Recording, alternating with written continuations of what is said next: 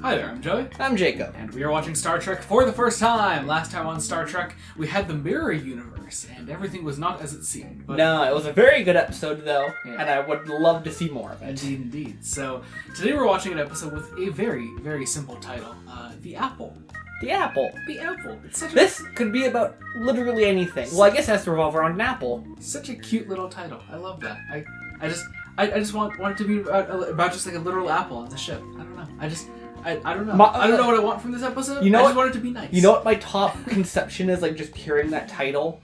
That, like, the Enterprise has to carry, like, an endangered food species? Maybe.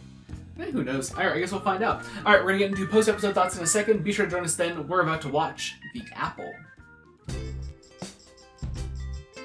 Is there anyone on that ship that looks even remotely like Satan? Not that I could think of. That was such a great little, like, zinger of a last line. Yeah. that That was awesome. a really good, just kind of, here's a joke to end. Here's our normal dig at Spock. They've been doing that all of season 2. It wasn't consistent in season 1, but season 2, like, they've always had that little, like, zinger scene at the end there. Of every single episode. I think it's fun. It's a nice way to end each episode. Yeah. Even the, like, especially dark ones, you know? Right. Yeah, I just think it's interesting. But I really like this episode, actually. I thought this was very cool. It was a good episode. Yeah. I mean, you called the main hook of the episode. Yeah, well, yeah, because they're saying it from the beginning. It's like, oh, they're gonna get stranded. McCoy calls it the Garden of Eden. I'm like, oh, so it's paradise, whatever. Okay, so the apple is clearly another metaphorical title. As we've had a fair few of in this show already. But also, I was like, but you then pointed out, you're like, oh, the crew is the apple then. Something they do is going to be the apple. Right. I was not strictly speaking true, but more, again, metaphorically correct. Yeah. So the very first thing that happens in this episode is two different landing parties beam down. Which is weird in and of itself. Yeah, but you realize that they beam down 5 fucking red shirts in this. Right? And, like, you just have to laugh to yourself, because you're like, okay, look, at the very least, one of them's gonna die. But they kill off not 1, not 2, not even 3, they kill off 4 of the 5 fucking red shirts. Right, and they didn't kill off the 5th one because she's a woman, because she's a woman yeoman. That's it. Yeah, that is all it is. Who Chekhov is into. Yeah, you know what? I really like that. Chekhov's been around for 5 episodes, and I fucking love this dude. Chekhov is such a fun addition. He's so great. I really love him. Yeah, just a really fun character. Like, I saw him show up in the first episode, and I remember you told me there was a character. called Chekhov. Of the character called Chekhov. Yeah, like before we watched the first episode of season 2. Yeah. But I was like, no, I'm really enjoying this character. Yeah, he's very fun. Really enjoying him. He's been shacking up with a woman named Yeoman Martha London. Her name is, which is such a funny name. But yeah, he's been with her. I guess apparently, I'm sure she's never gonna show up. Yeah, I doubt we'll ever see her again. Yeah. You know, I love the sets in this episode. It was a good set. I said they've been in an all episode, must be expensive. Yeah, the whole the set is absolutely phenomenal, and it obviously gets a lot of screen time because we're actually barely on the Enterprise in this. Kirk never shows up on the Enterprise during this. Not until the very end, where they do that zinger. Yeah. In fact, it's Scotty up there most of the time, and Scotty has become such an important character throughout season 2. I think Again, and I'm all for it. Yeah, he's really great. They really have, like, season 2. I think has made an effort to make it a bit more of an ensemble show than season 1 Instead of was. just the 3. Yeah. I mean, it still is mostly focused on the 3, you know, but having those extra characters there and giving more time to those extra characters is very nice. There was no Uhura this episode, but that's okay. Or Sulu, actually. Or I made note of that, like, at the end. I was like, huh. Yeah, Sulu. No Sulu. Yeah, he's not even, like, sitting on the bridge or anything with Scotty. Yeah, he's off navigation for this episode. I guess, yeah. But yeah, I have here exploding rocks, Spock attacked, stranded, and lightning of the gods. Because one of them is killed by a lightning strike. Yes, the way literally smited by God. They kill off these red shirts in some pretty creative ways, I think. One of them gets shot in the chest by, like, this flower with these little, like, pins in it. Right, and it's like 10 little pins. Yeah. Suspect is attacked the same way too, but he's immune to it, I guess, because Vulcan. Because Vulcan, it's such a trope and cliche are the wrong words. I'm trying to think of the right word for it. Well, it's just common for Spock at this point. That's all it is. You know, it like, you know, like something dangerous happens to him. It's like, okay, well, he's probably immune to it because Vulcan. Because Vulcan. Because Vulcan. But yeah, I really like also that we just stranded the whole crew on this planet because like it's a really interesting environment and to play around with that I thought was we didn't even really talk about the Adam and Eve stand-ins. Well, yeah. So we'll bring them up in a second. But just continuing on the way the different red shirts die throughout this episode. Oh yes. One of them gets vaporized by lightning. Like lightning doesn't just like kill you here. Like it literally vaporizes you. So like unless you're Spock, he becomes a smoking pile on the ground. So yes, Spock is struck by lightning as well, but I don't think it's like a Vulcan thing that like, gets him out of that. You know? No, that's just the plot armor he has. Yeah. I mean, I hate the term plot armor. It's a really overused term that isn't quite used accurately. It's literally just letting your main character survive to keep a story going. Well, like, obviously. That's all it is. Come on. Fuck off with that. Anyway, bigger conversation for another day. Yeah. But actually, the one that later on, one of them dies by one of the red shirts gets killed by tripping on one of the exploding rocks. Yeah. And we get this like really interesting moment with Kirk there, where he's like, I knew his father. You know, he's the one that got me into the academy. Which is just an interesting little bit of like world building for Kirk. Mm-hmm. And it makes this particular death more personal. Is this where he has that moment of I should have beamed up the moment we got here? Probably. I think it's there. If not, it's very shortly after. Yeah.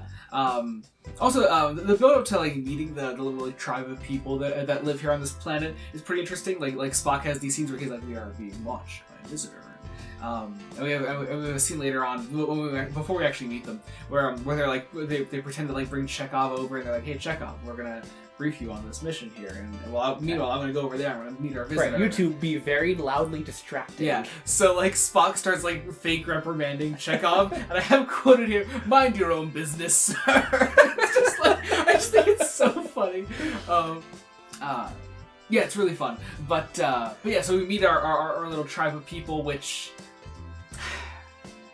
look. Go on. Look. They're painted red. I was kind of hoping when I first met the main dude, Akuta, I was like, you know what? Maybe he just has like darker than normal skin. Maybe he's tan. But then we meet the rest of the tribe, and they're all painted red. And it's infinitely more obvious what's going on. Yeah.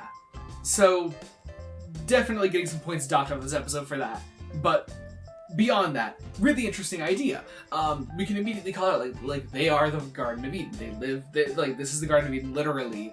They worship this thing called Val, or Val as they sometimes call it. Right. Most of the cast said Val, so I go with Val. Yeah, it's Val. And Val is this giant cave that looks like a snake, which now is really cool actually. Yeah. I don't know, I just dig the allegory.